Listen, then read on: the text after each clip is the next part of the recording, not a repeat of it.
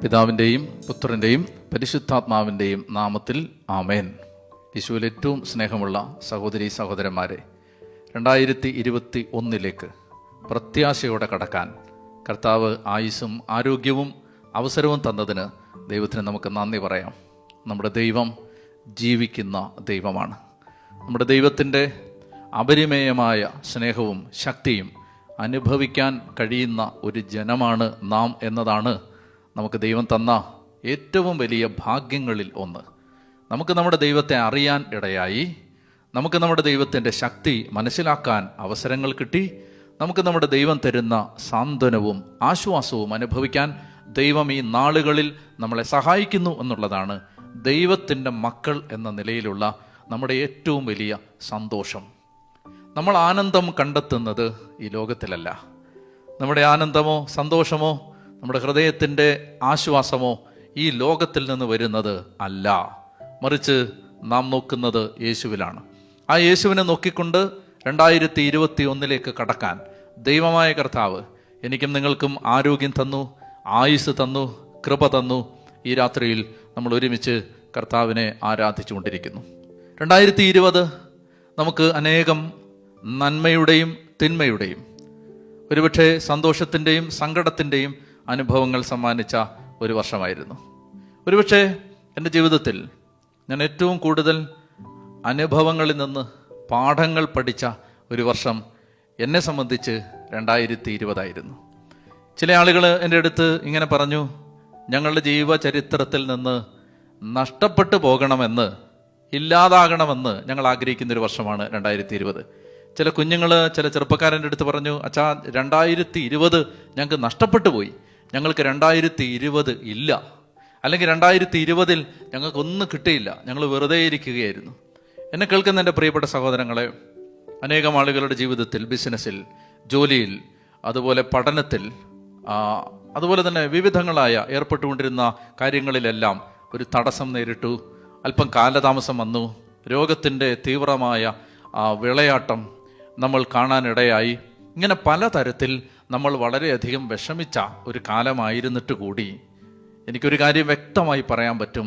ജീവിതം എന്താണെന്നും ഈ ലോകം മായയാണെന്നും ഈ ലോക ജീവിതം സ്ഥിരമല്ലെന്നും നമുക്ക് നോക്കാൻ ഒറ്റയാളെ ഉള്ളൂ എന്നും നമുക്ക് പോകാൻ ഒരിടമേ ഉള്ളൂ എന്നും നമുക്ക് പിടിക്കാൻ ഒരു കയ്യേ ഉള്ളൂ എന്നും എൻ്റെ പ്രിയപ്പെട്ട സഹോദരങ്ങളെ, അനേക ലക്ഷം മനുഷ്യർ ജീവിതം കൊണ്ട് തിരിച്ചറിഞ്ഞ ഒരു കാലമായിരുന്നു 2020. എന്നോട് നിങ്ങൾ ചോദിക്കുകയാണെങ്കിൽ എൻ്റെ 4 പതിറ്റാണ്ട് നീണ്ട ഒരു ജീവിതത്തിൻ്റെ ഓർമ്മകളുമായി ഞാൻ തിരിഞ്ഞു നോക്കുമ്പോൾ എൻ്റെ ജീവിതത്തിൽ ഞാൻ ഏറ്റവും വിലപ്പെട്ട പാഠങ്ങൾ പഠിച്ച വർഷമാണ് 2020. എന്നെ സംബന്ധിച്ച് അത് സമ്പന്നമായ ഒരു വർഷമായിരുന്നു. ഞാനിത് പറയുമ്പോൾ നിങ്ങൾ ചിന്തിക്കരുത്, അച്ഛന് പട്ടിണി ഉണ്ടായിട്ടില്ല, അച്ഛന് ഞെരുക്കം ഉണ്ടായിട്ടില്ല, അച്ഛന് രോഗം ഉണ്ടായിട്ടില്ല, അച്ഛന് അസ്വസ്ഥതകളൊന്നും വന്നിട്ടില്ല. നിങ്ങൾ മനസ്സിലാക്കുന്നതിനേക്കാൾ അധികം ഞെരുക്കങ്ങളിലൂടെ, പ്രയാസങ്ങളിലൂടെ, വേദനകളിലൂടെ, കണ്ണുനീരിലൂടെ, ആകുലതയിലൂടെ ഞാനും കടന്നുപോയൊരു വർഷമായിരുന്നു 2020. പക്ഷെ ഒരു കാര്യം ഞാൻ വ്യക്തമായി പറയാം, ഈ 2020 എന്നെ പഠിപ്പിച്ച പാഠങ്ങൾ കഴിഞ്ഞ 4 പതിറ്റാണ്ടിൽ മറ്റൊരു വർഷവും എനിക്ക് പഠിക്കാൻ കഴിഞ്ഞിട്ടില്ല. അതിനെ ഓർത്ത് ഞാൻ ദൈവത്തെ മഹത്വപ്പെടുത്തുന്നു. ഞാൻ നിങ്ങളോടിത് പറയാൻ കാരണം, ക്രിസ്ത്യാനിയെ സംബന്ധിച്ച് എല്ലാ ദുരന്തങ്ങളും അവസരങ്ങളാണ്. ക്രിസ്ത്യാനിയെ സംബന്ധിച്ച് എല്ലാ ക്രൈസിസുകളും ഓപ്പർച്യൂണിറ്റികളാണ്. നമ്മളെ സംബന്ധിച്ച് നമ്മൾ വ്യക്തമായി മനസ്സിലാക്കേണ്ട ചില പാഠങ്ങളാണ് 2021 പ്രവേശിക്കുമ്പോൾ ഞാൻ നിങ്ങളോട് പങ്കുവെക്കാൻ ആഗ്രഹിക്കുന്നത്. ചില പ്രായോഗികമായ ലളിതമായ പാഠങ്ങൾ. ഈ പാഠങ്ങൾ ഹൃദയത്തിൽ വെച്ചുകൊണ്ട് 2021 കയറിയാൽ 2021 എന്ത് സംഭവിച്ചാലും നിങ്ങൾ ആ സംഭവങ്ങൾ, ആ പ്രശ്നങ്ങൾക്ക് മീതെ ഉയർന്നു നിൽക്കും.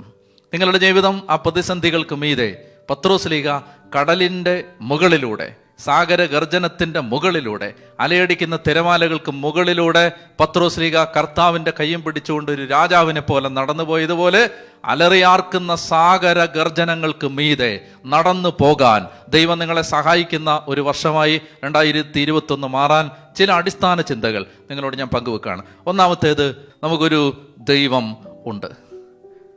നമ്മുടെ ദൈവത്തിൻ്റെ പ്രത്യേകത, ഞാൻ അനേക സന്ദർഭങ്ങളിൽ എൻ്റെ ഹൃദയത്തെ സമാധാനിപ്പിക്കുകയും ഞാൻ പങ്കുവെച്ചു കൊടുത്തപ്പോൾ അനേകർക്ക് സമാധാനം കിട്ടുകയും ചെയ്ത ഒരാശയം ദൈവത്തെക്കുറിച്ച് ഞാൻ പറയുകയാണ്.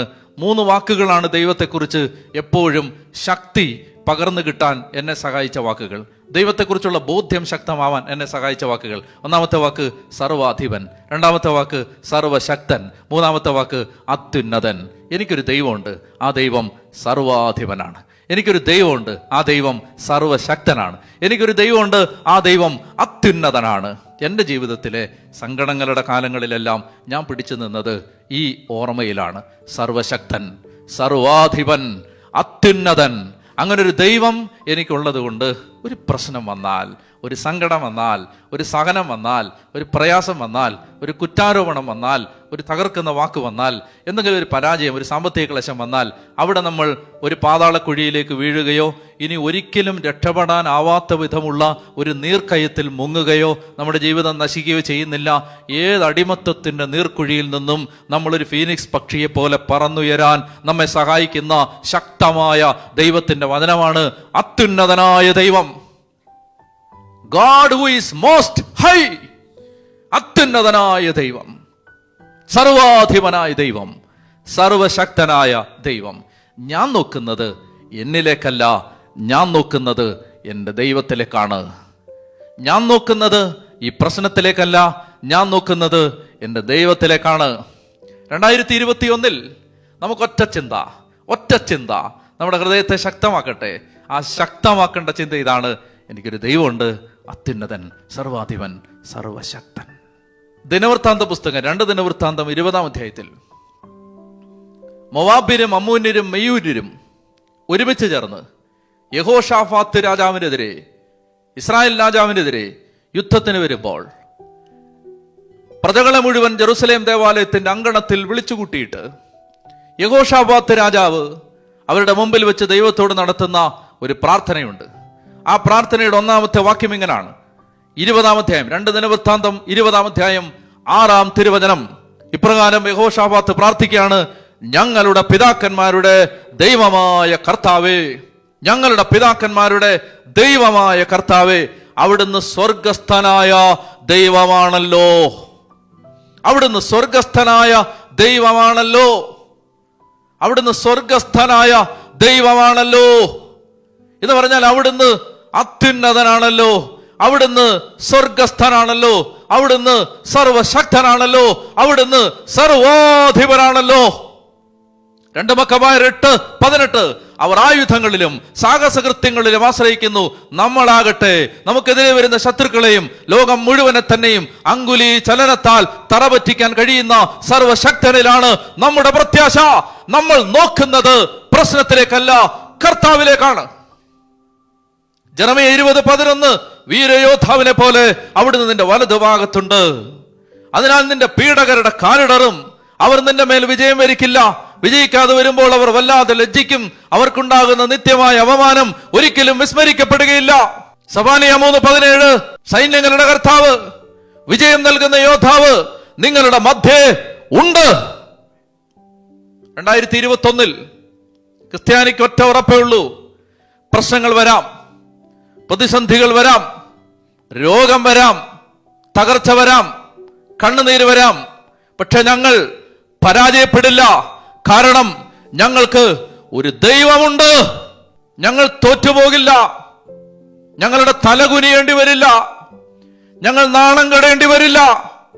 ഞങ്ങൾ പുഴുക്കളെ പോലെ ഇഴയേണ്ടി വരില്ല. ഞങ്ങൾ നമ്മെ ശിരസ്കരായി നയിക്കപ്പെടേണ്ടി വരില്ല. അവസാന ദിവസം അന്തിമ കാഹളം മുഴങ്ങുമ്പോ ഞങ്ങളുടെ ശിരസ് ഉയർന്നു നിൽക്കും.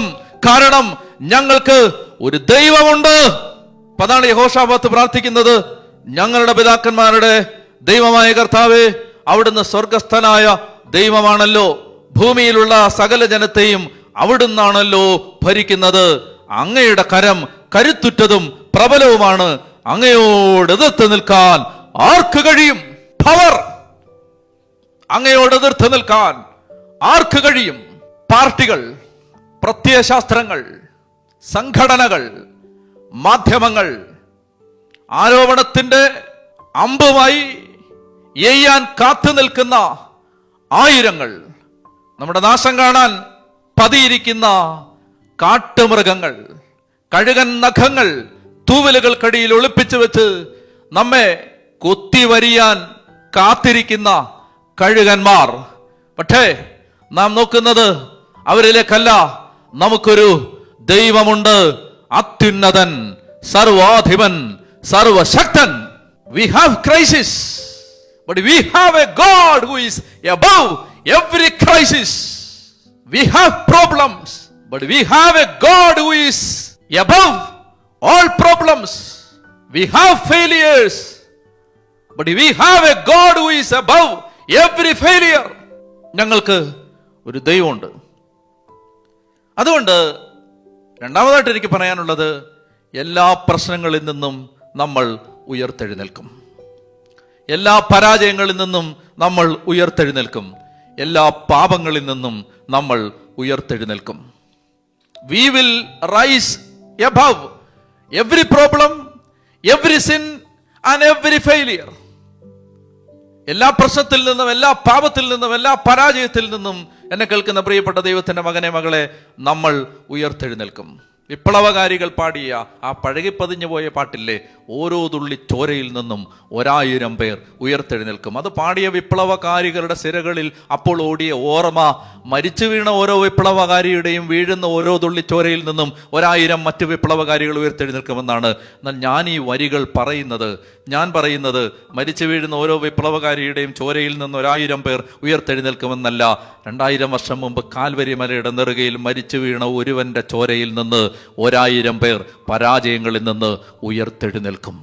അതുകൊണ്ട് നിങ്ങൾ ഏതെങ്കിലും തരത്തിൽ ദുഃഖിതരാണെങ്കിൽ, നിങ്ങൾ എന്തെങ്കിലും പ്രയാസങ്ങൾ അലട്ടുന്നുണ്ടെങ്കിൽ, ഒരു വർഷം നഷ്ടപ്പെട്ടു നിങ്ങൾക്ക് തോന്നുന്നെങ്കിൽ, നിങ്ങളുടെ കുടുംബത്തിൽ സാമ്പത്തിക പരാജയം നിങ്ങളെ വേദനിപ്പിക്കുന്നുണ്ടെങ്കിൽ, യേശുക്രിസ്തുവിൻ്റെ നാമത്തിൽ നിങ്ങളോട് ഞാൻ പറയുന്നു, 2021 നിങ്ങൾ അതിൽ നിന്ന് എഴുന്നേറ്റിരിക്കും.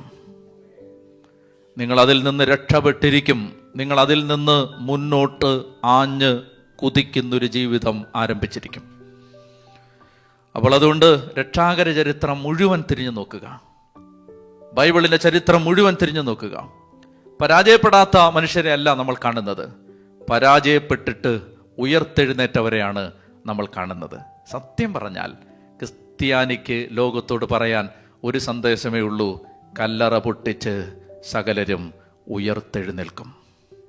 നിരാശയുടെ, രോഗത്തിൻ്റെ, പരാജയത്തിൻ്റെ, കണ്ണുനീരിൻ്റെ, സാമ്പത്തിക ബാധ്യതയുടെ, കണ്ണുനീരിൻ്റെ, കഥനത്തിൻ്റെ കല്ലറ പൊട്ടിച്ച് നീയും ഞാനും ഉയർത്തെഴുന്നേൽക്കും. ലോകത്തിന് മുമ്പിൽ തുറന്നു കിടക്കുന്നൊരു കല്ലറ, യേശുവിൻ്റെ കല്ലറ, ലോകത്തോട് പറയുന്നത് അതാണ്: നമ്മൾ എഴുന്നേൽക്കും, നമ്മൾ ഉയർത്തെഴുന്നേൽക്കും, നമ്മൾ രക്ഷയുടെ കാഹളധ്വനികളുമായി ഉയർത്തെഴുന്നേൽക്കും. അപ്പോൾ അതുകൊണ്ട് എൻ്റെ പ്രിയപ്പെട്ട സഹോദരങ്ങളെ, രക്ഷാകര ചരിത്രം മുഴുവൻ നിങ്ങൾ പരിശോധിച്ചോ. വീണുപോയ മനുഷ്യരെ ദൈവം എഴുന്നേൽപ്പിച്ചു. പരാജയപ്പെട്ടെന്ന് തോന്നിയ മനുഷ്യരെ ദൈവം എഴുന്നേൽപ്പിച്ചു. ദാവീദിനെ പോലെ അങ്ങേറ്റം പാതാളക്കുഴിയിലേക്ക് വീണുപോയൊരു മനുഷ്യനെ കൊണ്ട് ദൈവം സങ്കീർത്തനങ്ങൾ എഴുതിച്ചു. ആ സങ്കീർത്തനം എന്ന് ഞാനും നീയും പാടിക്കൊണ്ട്, ആ സങ്കീർത്തനം കർത്താവായ യേശുക്രിസ്തു പാടി. അബ്രഹാം പരാജയങ്ങൾ വന്നിട്ടുള്ള മനുഷ്യനാണ്. യാക്കോബ് 20 വർഷത്തെ ചതിയുടെയും വഞ്ചനയുടെയും ചരിത്രത്തിൻ്റെ ഒടുവിലാണ് ഗോത്രപിതാവായി, ഇസ്രായേലിൻ്റെ പിതാവായി, ഇസ്രായേൽ ജനതയുടെ പിതാക്കന്മാരിൽ ഒരാളായി ഈ യാക്കോബിനെ ദൈവം ഉയർത്തുന്നത്. ഒരാളെ കൊന്ന ആളായിരുന്നു മോശ. ആ മോശയെ ദൈവം എന്ത് ചെയ്തു? ജനത്തിൻ്റെ നേതാവായി ഉയർത്തി. വീണുപോയ, പാപം സംഭവിച്ച, ജഡിക പാപത്തിലും കൊലപാതകത്തിലും നിബന്ധിച്ചു പോയൊരു മനുഷ്യനായിരുന്നു ദാവീദ്. പക്ഷെ ആ ദാവീദ് കർത്താവിലേക്ക് മടങ്ങി വന്നപ്പോൾ, അനുദവിച്ച് തിരിച്ചു വന്നപ്പോൾ, അവനെ കർത്താവായ യേശുക്രിസ്തുവിൻ്റെ പിതാവാക്കി ഉയർത്തിയ ആളാണ് ദൈവം. അതുകൊണ്ട് വീണുപോയ, പരാജയപ്പെട്ട, തോറ്റുപോയ ആരെങ്കിലും എന്നെ കേൾക്കുന്നുണ്ടെങ്കിൽ, എൻ്റെ പ്രിയപ്പെട്ട മക്കളെ, ഈ ദിവസം നിങ്ങൾ മനസ്സിലാക്കിക്കൊള്ളുക, ദൈവത്തിൻ്റെ അപരിമേയമായ ശക്തി നിങ്ങളുടെ കുടുംബത്തിൽ പ്രവർത്തിക്കും. എനിക്ക് ലോകത്തോട് പറയാൻ ഒരു സന്ദേശമേ ഉള്ളൂ.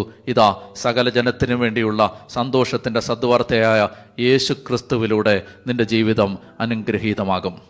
ക്രിസ്തുവിലൂടെ നമുക്ക് നിത്യജീവനുണ്ട്. ക്രിസ്തുവിലൂടെ നമുക്ക് രക്ഷയുണ്ട്. ക്രിസ്തുവിലൂടെ നമുക്ക് പ്രതീക്ഷയുണ്ട്. പ്രിയപ്പെട്ട എൻ്റെ സഹോദരങ്ങളെ, അതുകൊണ്ട് 2021 ഒരു പ്രശ്നമില്ലാത്തൊരു വർഷമായിട്ട് മാറട്ടെ എന്ന് ഞാൻ പ്രാർത്ഥിക്കുന്നില്ല. അങ്ങനെ ആര് പ്രാർത്ഥിച്ചാലും 2021 പ്രശ്നങ്ങൾ മാറുമെന്ന് എനിക്ക് തോന്നുന്നുമില്ല. 2021 ഒരു സാധാരണ മനുഷ്യ ജീവിതത്തിൽ നമ്മൾ കടന്നു പോകേണ്ട എല്ലാ പ്രശ്നങ്ങളും എല്ലാവർക്കും ഉണ്ടാകും. പക്ഷേ ആ പ്രശ്നങ്ങളിൽ നമ്മൾ പരാജയപ്പെടാതിരിക്കാൻ നമുക്ക് മുമ്പേ ഒരാൾ യാത്ര ചെയ്യുന്നുണ്ട്. അവൻ്റെ കൈ പിടിക്കാം, യേശുക്രിസ്തുവിനോട് ഐക്യപ്പെടാം, ആത്മാവിൽ അവനോട് ഒന്നായിട്ട് മാറാം, യേശുവിനെ കൂട്ടുപിടിക്കാം, യേശുവിൻ്റെ കൂടെ യാത്ര ചെയ്യാം. 2021 365 ദിവസവും ഓരോ രാത്രിയിലും കിടക്കുന്നതിന് മുമ്പ് നിങ്ങളുടെ കിടക്കയിലിരുന്നു കൊണ്ട് ആലോചിച്ച് നോക്കണം, ഇന്ന് ഉണ്ടായിരുന്നോ കർത്താവ് എൻ്റെ കൂടെ? ഇന്ന് ഞാൻ അവൻ്റെ കൈ പിടിച്ചോ? ഇന്ന് ഞാൻ അവനോട് സംസാരിച്ചോ? ഇന്ന് എൻ്റെ സങ്കടങ്ങൾ അവനോട് ഞാൻ പറഞ്ഞോ? ഇന്ന് അവൻ്റെ ഇഷ്ടം എന്താണെന്ന് ഞാൻ തിരക്കിയോ? ഇന്ന് അവൻ എന്നോട് എന്താണ് ആവശ്യപ്പെടുന്നത് ഞാൻ അന്വേഷിച്ചോ? എൻ്റെ കർത്താവ് ഇന്ന് എൻ്റെ കൂടെ ഉണ്ടായിരുന്നോ? 365 ദിവസവും യേശുക്രിസ്തു നിങ്ങളുടെ കൂടെ ഉണ്ടാവട്ടെ എന്ന് ഞാൻ പ്രാർത്ഥിക്കുന്നു. നിങ്ങൾ എല്ലാ കുടുംബങ്ങളിലും ദൈവത്തിൻ്റെ സാന്നിധ്യം കടന്നു വരട്ടെ എന്ന് പ്രാർത്ഥിക്കുന്നു. സകലർക്കും രക്ഷയുടെ ഒരു പുതിയ അനുഗ്രഹത്തിൻ്റെ, ഒരു പുതിയ അഭിഷേകത്തിൻ്റെ ഒരു പുതിയ വർഷം ഉണ്ടാവട്ടെ. പിതാവിൻ്റെയും പുത്രൻ്റെയും പരിശുദ്ധാത്മാവിൻ്റെയും നാമത്തിൽ